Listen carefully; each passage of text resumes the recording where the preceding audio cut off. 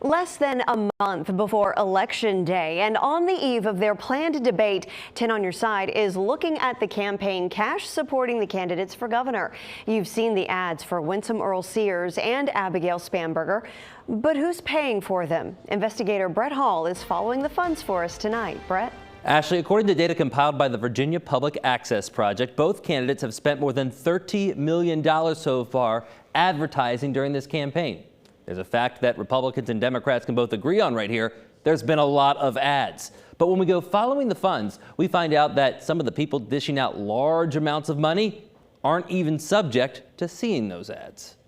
I'm Abigail Spanberger, candidate for governor, and I sponsored this ad. I'm Winsome Earle-Sears, candidate for governor, and I sponsored this ad. Their names and faces have been plastered across the Commonwealth for months. The purpose? To have you color in the square next to their name at the ballot box. But for those funding the ads, Dr. Eric Claville, a political analyst with Norfolk State University, says they often have other motivations. Well, the role of a person's donation is simply just like their role as their vote.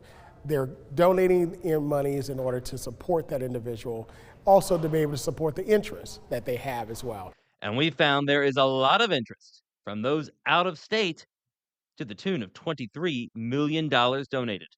That is the amount of money that has been raised between the two from places as far away as Guam and Europe. Spanberger's top campaign donor is the Democratic Governors Association.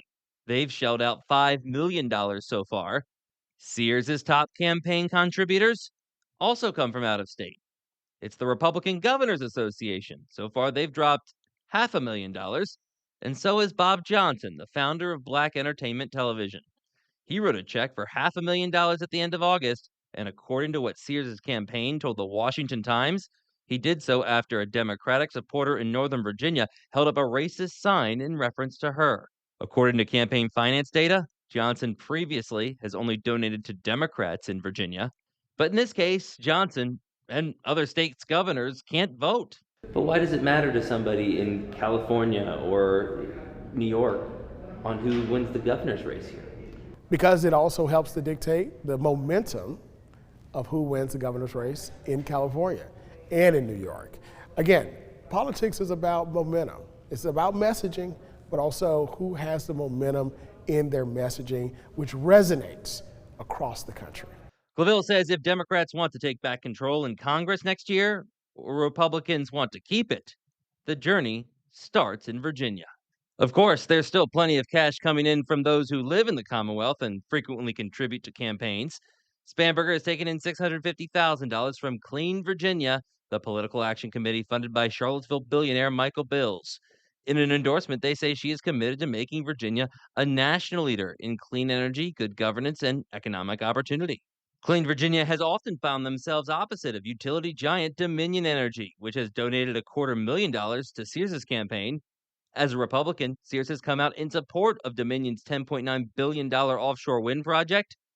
However, Claville wants to make one thing clear about political donations. There's not a conflict of interest, and one should not assume that an individual, just because they do donate, are getting favors from a particular candidate or not.